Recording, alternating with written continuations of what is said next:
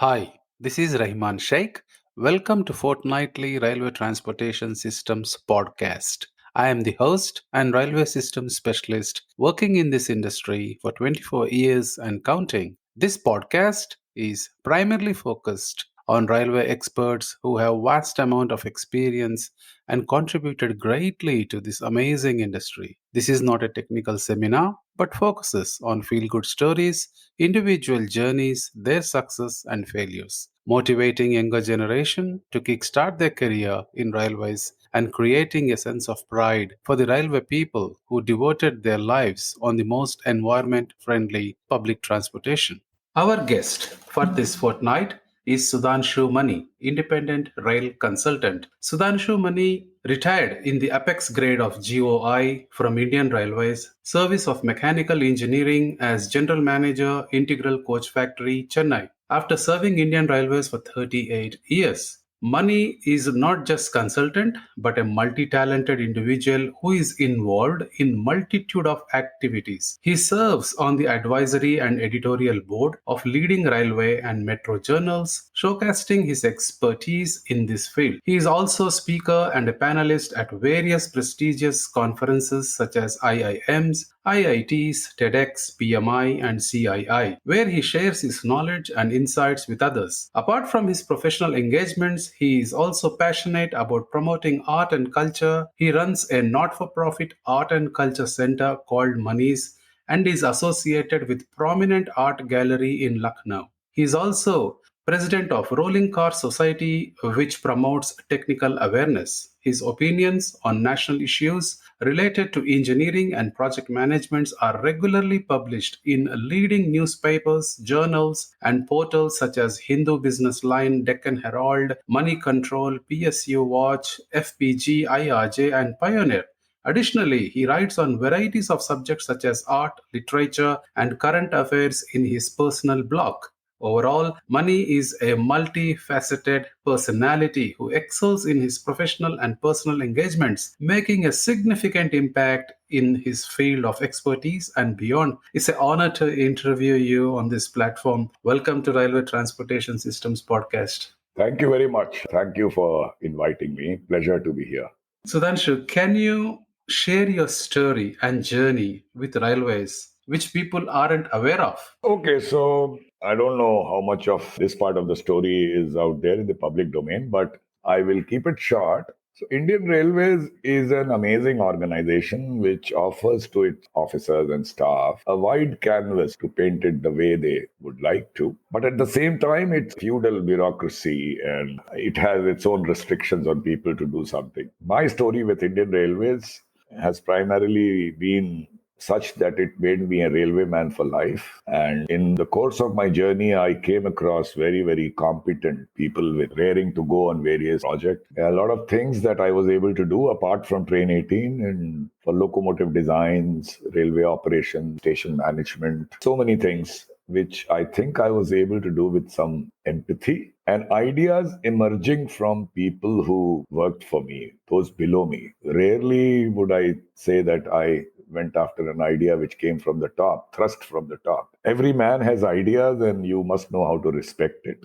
And once you give them that platform, amazing ideas come to you. And most of the work that I was able to do was courtesy these ideas which came from very, very competent railway people. And well, we tried 10 and we perhaps succeeded in 4 or 5. But it was pleasure all the way. And that's why once a railwayman, always a railwayman. And I am actually a railwayman for life. Indeed, I agree. There's no question about it. It's been an incredible and inspiring journey. And I believe you keep inspiring many others, and please keep doing that. You know, Sudhanshu, I heard your TEDx and was really moved and amazed by your planning, persistence to achieve your goal. Can you tell us about Train 18, the first ever semi high speed train of India? Okay, so the first ever high speed train of India is true. The story emanated from a kind of angst and also a dream that I had looking at the recall of the Indian Railway trains, not merely in my service life, but right from my childhood. You see, the recall of an Indian Railway trains has not changed much color has changed from Gulf red to blue. Some German technology was brought in, locomotive technologies were brought in, but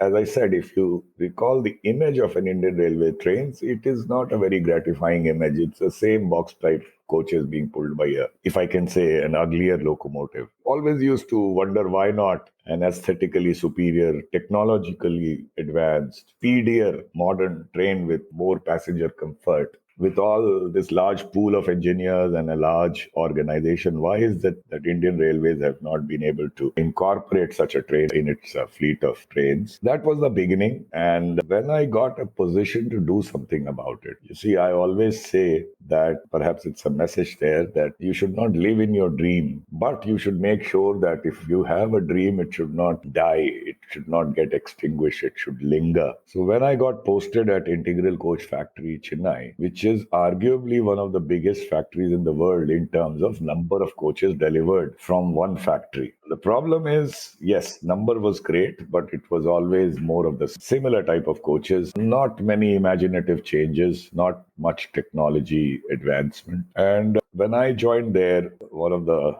luckiest thing that happened to me was pool of staff and engineers which worked in ICF doing this more of the same for ages had this audacity, this technical chutzpah to do something new. I mean, they were bored doing more of the same with ennui written all over their faces. They were raring to go, so to say, and my job was only to be able to channelize this energy into building a product that the country was perhaps waiting for ages. So that was the fortune part. I thought I had the vision, the opportunity of heading this large factory. There was some doubt because although great empowerment has been given to GMs of an Indian Railway zone or a factory. But at the same time, to make a new type of train, which me and my team were then deciding that we must do that, you need a sanction from the board. So getting that sanction was not so easy because people thought we were spinning a yarn. I mean, we were only coming in way of imports. We won't be able to do it ourselves, but still come in way of getting it through import. This import,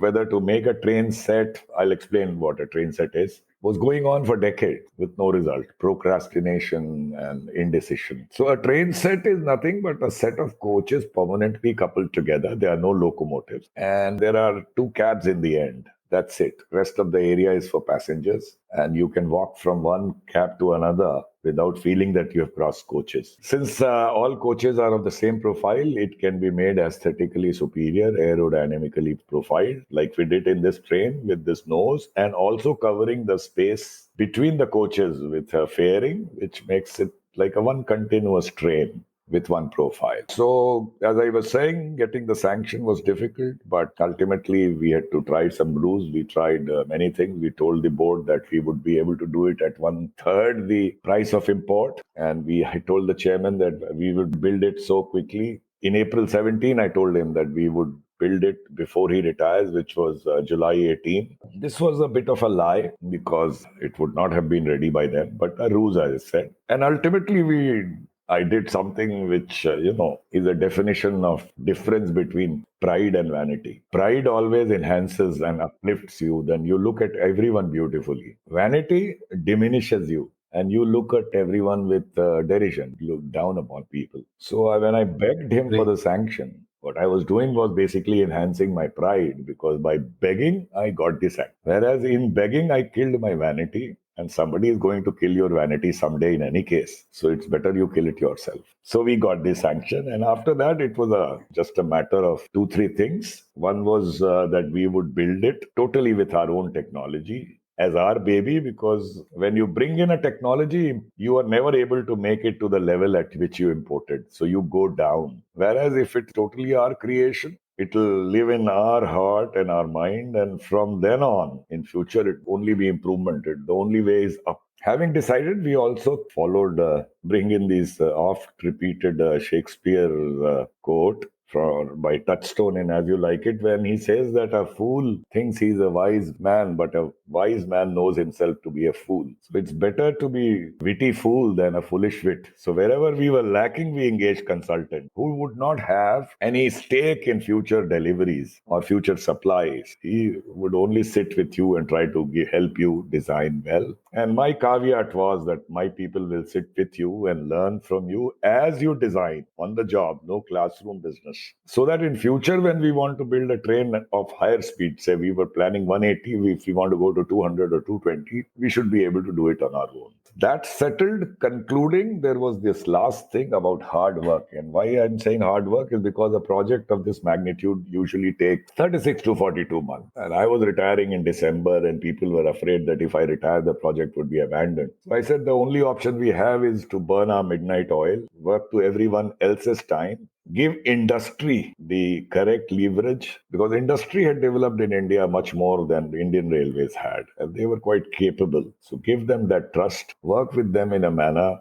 that we would ultimately do something which has never been done earlier. That is to, from concept to actual, to design and engineering, manufacture and validation, it will all be done so that it is turned out before December 2018. That is in 21 months. And all this hard work and, synergy to obviate all the hitches, glitches, all that worked. And the fortune favors the brave. We were able to turn out the train in exactly 18 months. After we had named the train as Train 18 in 17 itself, because it had to be turned out in calendar year 2018. And it was ready in October 2018. After that, a big ceremony was held. It was tested, tried, and introduced by the Prime Minister himself as the Vande Bharat Express between Varanasi and New Delhi in February of 2019.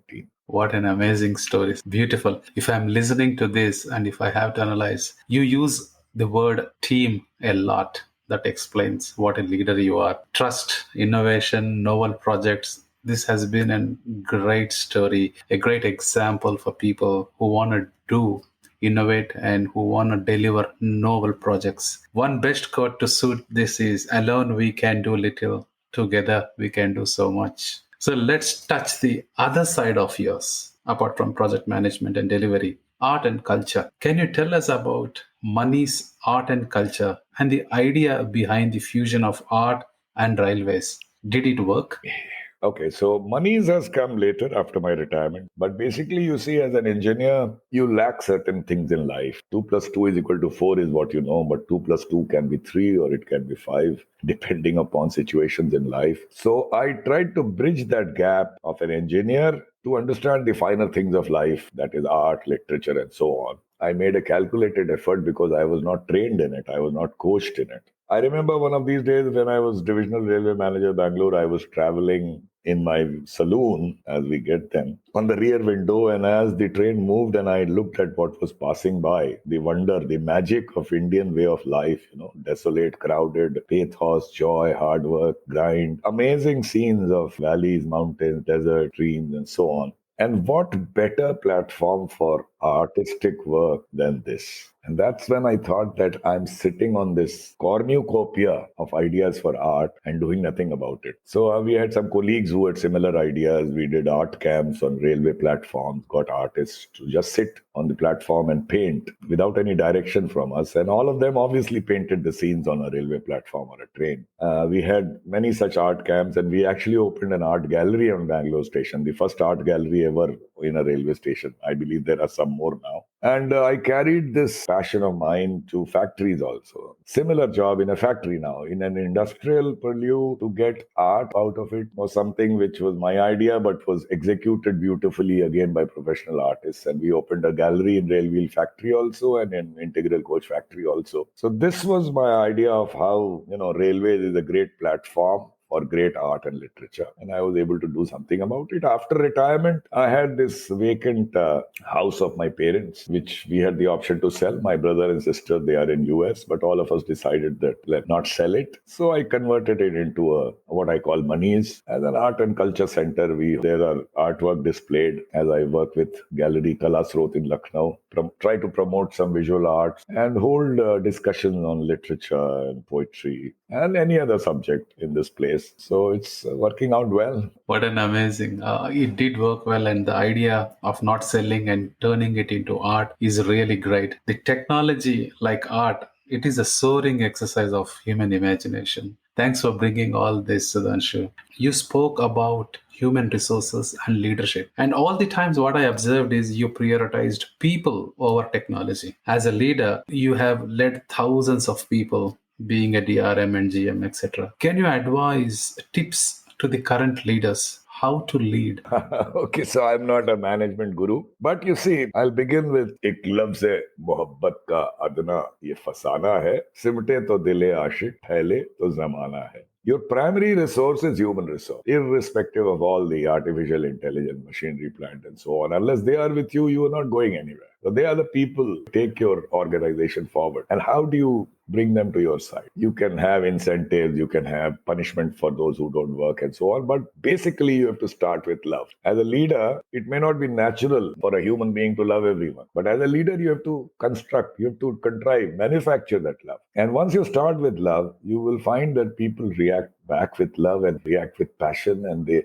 have this belonging in the organization, and they give you 110, 120% more than what they are otherwise capable of. So that's the first part. And when I say love, it includes two very important qualities, and one is empathy, and more applicable in an organization like Indian Railways because it has a very feudal culture. You have to break barriers, you have to bring down these walls that people have built among themselves, hierarchy and so on, and empathy. And second, trust. Basically, the Britishers have set up a system in our bureaucracy, and Indian Railways has that too, is to mistrust everyone who works for the Britishers. And that system, unfortunately, still carries on. You cannot achieve great things when the organization systems are based on mistrust. So the first thing that I can only say is construct, manufacture that love for everyone, empathy, and build trust. Beautiful. Thank you for sharing those. I am making some notes. You use a real good words, empathy, trust. What a visionary and strategist you are. You really advocate talent, Sudhanshu. And you spoke quite a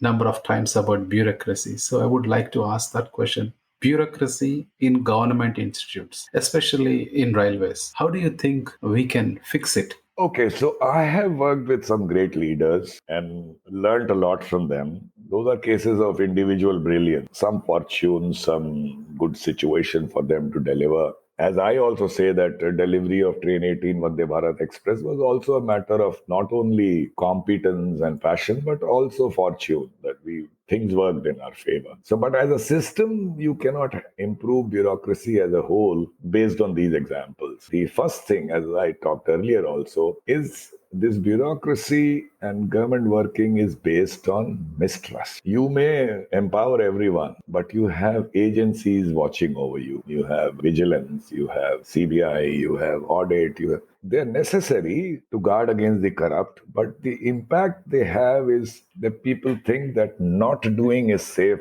doing invites trouble. That's the basic problem of bureaucracy. And this arises out of the system in place, basically made by the English to govern us through mistrust. This has to go first. As it is with all these systems, there are people who want to be corrupt are corrupt. You're not able to save country from corrupt bureaucrats, can you? You are not. So it cannot become worse than this. It can only improve. Remove all the hurdles of mistrust that you have built in the bureaucracy. And there are, these great executives that Government of India appoints, brilliant people, can deliver brilliant results. But you cast a net of mistrust, their initiative, their passion is killed. That's the first solution. And for this, top rung of bureaucracy and politicians have to come together to reform this system. Without which, you may have individual cases of brilliance and good delivery, but overall, things won't improve unless all the bureaucrats work in an environment of complete trust. And believe me, it cannot be worse than what it is today. It will certainly improve. And if I'm not wrong, my mind says that it will improve greatly if everyone is allowed to work in an ecosystem of trust. I hope I've been able to answer your question.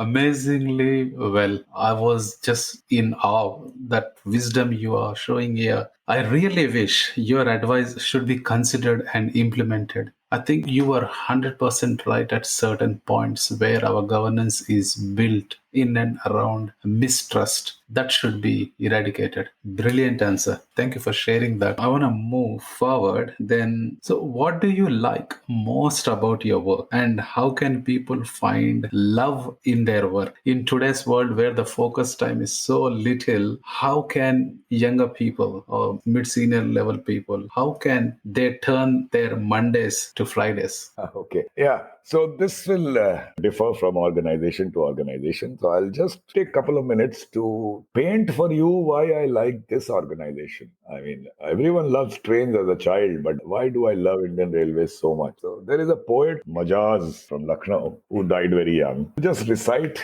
from my memory what he wrote about डालती बेहिस चट्टानों पर हकारत की नजर कोह पर हंसती फलक को आंख दिखलाती हुई दामन तारीकी ये शब की उड़ाती धज्जियां. So तारीकी means darkness, shab is evening.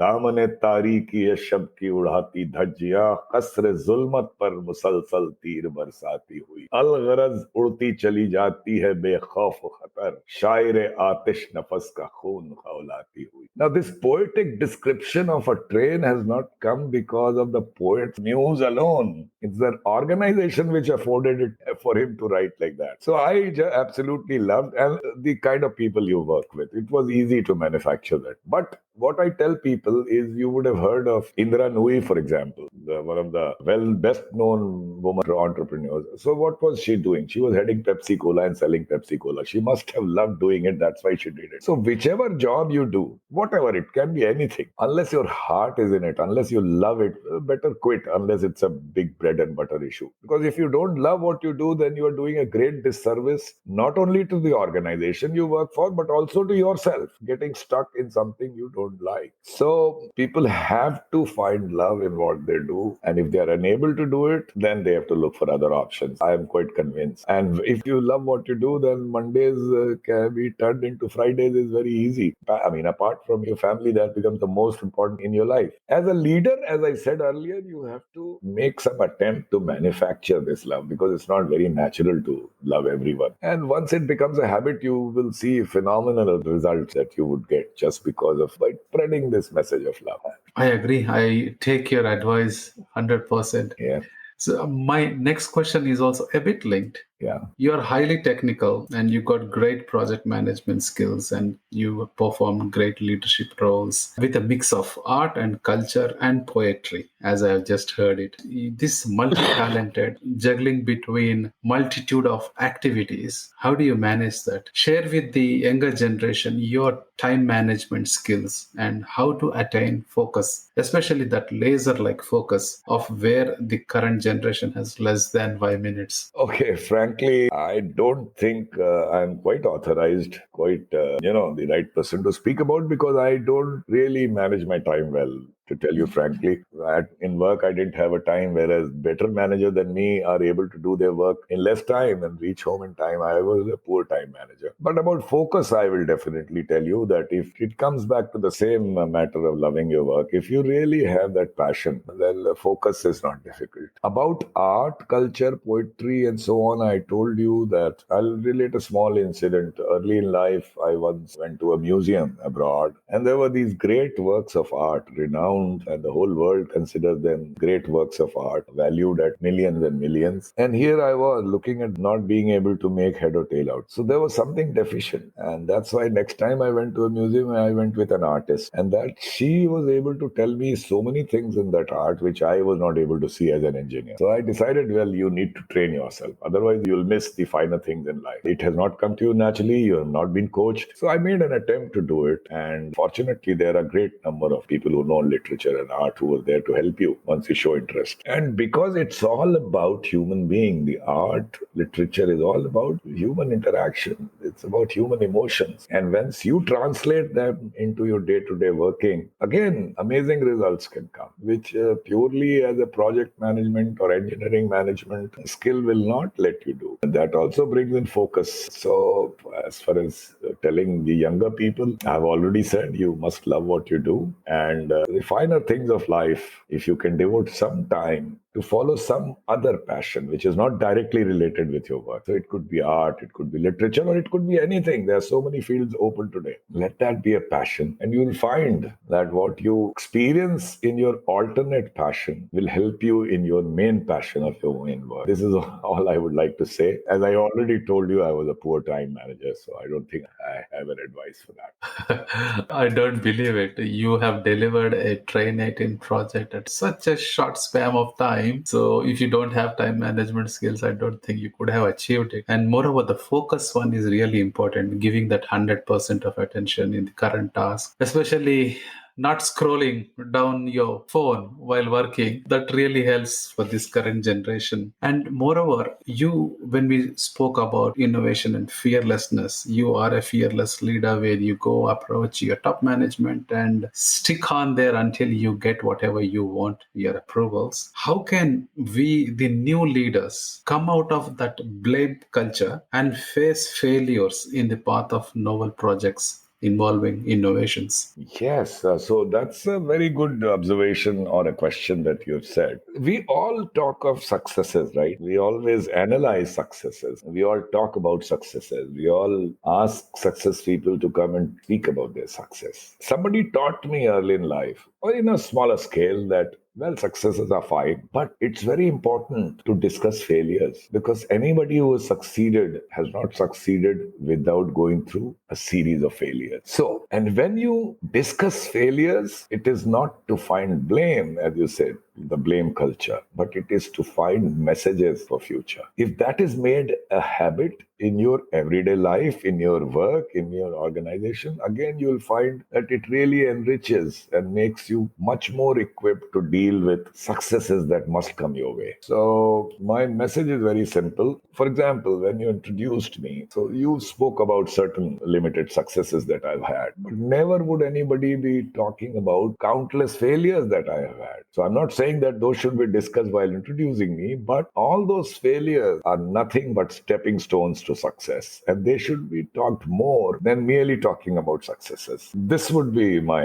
answer to your question. And Wow, amazing, amazing answer. I don't think anyone seems so honest in giving that advice. You have advised the leadership team. Now I want you to give us an advice for the newcomers. What's your advice to the newcomers into this industry? yeah. Okay, so I'll try to answer this question by borrowing from my, as I call them, my poet uncles, because they have all the wisdom down the ages has already, built a menu card for you, kind of, which all of you can drive from. Some of the wonderful things that I have learned through my uncles, as I call them, and from my seniors. First thing, as I was talking about failures and success, the fear of failure makes us doubtful. And Shakespeare has said in Measure for Measure that our doubts are traitors, which make us lose the good we oft might win by fearing to attempt. These traitors prevent you from attempting something because you are fearful of failures. गिरते हैं शहसवार ही मैदान जंग में वो तिफल क्या गिरे जो घुटनों के बल चले. So you have to always think of,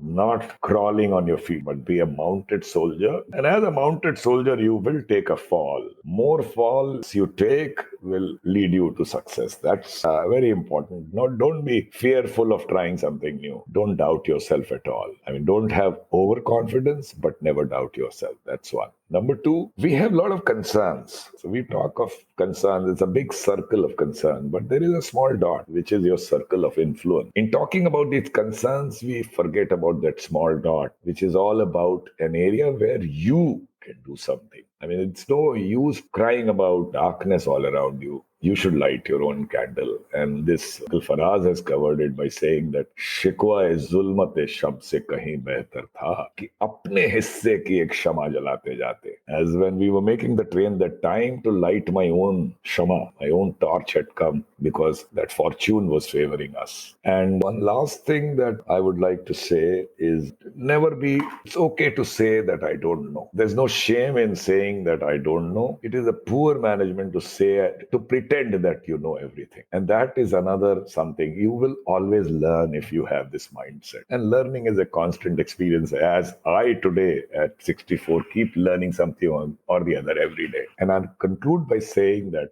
We are all told that we must live our dreams, which is okay. As the people's president, ABJ Abdul Kalam, has said that a dream is not something that you see in sleep. A dream is that thing which does not let you sleep. I will add in addition that you must look after your family, your bread and butter first. Don't live in your dream, but never let that dream die. Don't let it be extinguished. Let it linger. And an opportunity will present itself someday for you to realize your dream. Let it be alive all the time, maybe in a corner. And the day you get that opportunity, then that dream should not let you sleep, as the president has said. And that's the time when you must realize your dream with all your passion and commitment. Beautiful advice. Thank you. Great advice, sir. You are really a audacious leader, a multifaceted person. Technology, art, culture, poetry, what else not? Great. It was a pleasure talking to you from bottom of my heart. Thank you very much for joining my podcast and sharing your valuable advices. Thank you, Raymond. Thank you for calling me on this show. It was a pleasure talking to you.